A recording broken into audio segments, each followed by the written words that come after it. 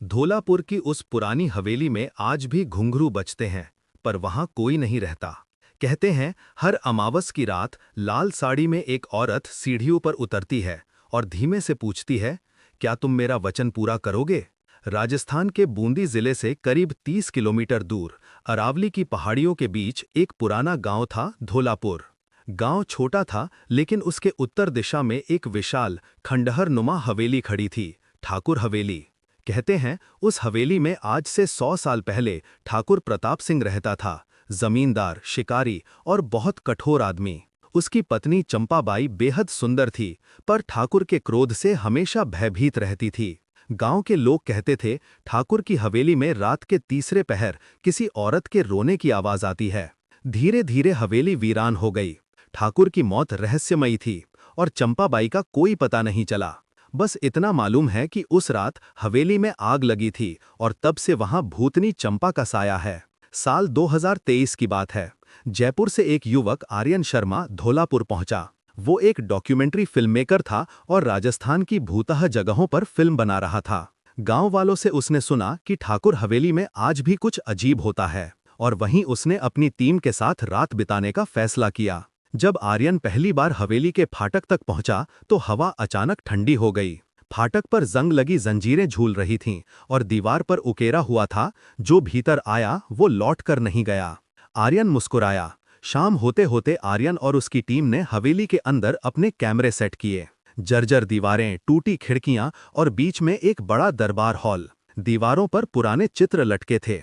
एक चित्र में वही ठाकुर प्रताप सिंह और उसके बगल में चंपाबाई।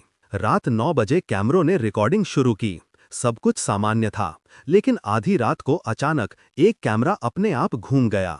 रिकॉर्डिंग में दिखा एक लाल साड़ी पहने औरत सीढ़ियों पर खड़ी है। टीम के लोग दौड़कर वहां पहुंचे, पर कुछ नहीं मिला। आर्यन ने कहा, शायद हवा से मूवमेंट हुआ होगा, चलो आगे शूट करते हैं। पर उसी वक्त हवेली की छत से घुंघरू की आवाज आई। अगले दिन गांव के मुखिया से आर्यन ने पूछा, ये चंपाबाई कौन थी? मुखिया ने धीमी आवाज में कहा, ठाकुर की बीवी। लोग कहते हैं ठाकुर ने शक में उसे हवेली में जिंदा जला दिया था। तब से उसकी आत्मा वहीं रोती है। जो भी उसकी आवाज सुन लेता है वो कुछ दिनों में पागल हो जाता है। आर्यन को कहानी आकर्षक लगी। वो सच्चाई जानना चाहता था। उसने हवेली के तहखाने की खोज शुरू की। तहखाने में उसे एक पुराना लकड़ी का बक्सा मिला, जिसमें एक सोने का पायल, एक लाल चुन्नी और एक पत्र था। पत्र पर लिखा था, यदि ये पढ़ रहे हो तो जानो, मैंने निर्दोष होकर भी मरने का वचन लिया है। मेरा अधूरा सत्य उस हवेली की दीवारों में दफन है। जो इसे खोजेगा मैं उसका साथ दूंगी, चाहे वो माने या ना माने। चंपाबाई। उस रात हवेली में बिजली नहीं थी। टीम के बाकी सदस्य सो गए, पर आर्यन जागता रहा। वही पायल उसके पास रखी थी। रात के तीसरे पहर अचानक कमरे का दरवाजा अपने आप खुल गया। लाल साड़ी की परछाई दरवाजे पर खड़ी थी। उसके बाल बिखरे हुए थे, आंखें जल रही थीं। आर्यन, मेरा वचन पूरा कर। आवाज गूंजी और हवेली की दीवारों से रोने की आवाजें आने लगीं। कांच अपने आप टूटे और दीवार पर लिखा दिखा, मुझे मुक्ति दो। अगली सुबह आर्यन हवेली के पुराने रजिस्टर खंगालने लगा। उसे ठाकुर की डायरी मिली। डायरी में लिखा था कि ठाकुर को किसी ने बताया था कि उसकी पत्नी का किसी नौकर से संबंध है। ठाकुर ने बिना सोचे चंपाबाई को हवेली में बंद कर दिया और आग लगा दी। लेकिन बाद में पता चला अफवाह झूठी थी। आर्यन ने उस जगह को खोदना शुरू किया जहां आग लगी थी। उसे राख में एक औरत की अस्थियां और उसके साथ एक छोटा ताबीज मिला, जिस पर खुदा रात को। आर्यन ने हवेली के बीच में दीपक जलाया, अस्थियां एकत्र की और बोला, चंपाबाई, मैं तुम्हारा सत्य दुनिया के सामने रखूंगा। तुम्हें अब शांति मिले। अचानक हवेली में सुगंध फैल गई, जैसे किसी ने इत्र छिड़का हो। दीवारों पर पड़ी दरारें चमक उठीं और आर्यन ने देखा वही औरत लाल साड़ी में शांत मुस्कुराती हुई। धन्यवाद, अब मैं मुक्त हूं। वो धीरे धीरे धुएं में विलीन हो गई।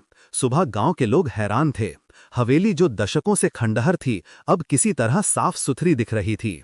दीवारों पर नमी नहीं थी और मुख्य दरवाजे पर फूलों की बेलें उगाई थीं। आर्यन ने अपनी डॉक्यूमेंट्री पूरी की, हवेली की भूतनी, सत्य की आत्मा। फिल्म जब रिलीज हुई तो उसने एक सवाल छोड़ा, क्या भूत डराते हैं या वे केवल न्याय की तलाश में भटकते हैं? कुछ महीनों बाद आर्यन को एक पार्सल मिला। अंदर वही सोने की पायल थी और एक चिट्ठी। सत्य तो मिल गया, पर हवेली अब भी तुम्हारा इंतजार करती है। आर्यन ने पायल उठाई, कमरे की खिड़की से हवा चली और कहीं दूर से घुंघरू की आवाज आई। कहते हैं आज भी धौलापुर की उस हवेली में रात को अगर कोई सच्चे मन से चंपाबाई पुकारे तो लाल साड़ी में एक औरत दिखाई देती है, बस मुस्कुराती है और हवा में घुल जाती है। कांच की हवेली, डर, पाप और मुक्ति की कहानी, जहां भूतनी खौफ नहीं बल्कि सत्य की प्रतीक बन जाती है। अगर आपको हवेली की भूतनी की कहानी रोमांचक लगी तो चैनल को सब्सक्राइब करें और वीडियो को लाइक जरूर करें, क्योंकि अगली कहानी उससे भी ज्यादा डरावनी होने वाली है।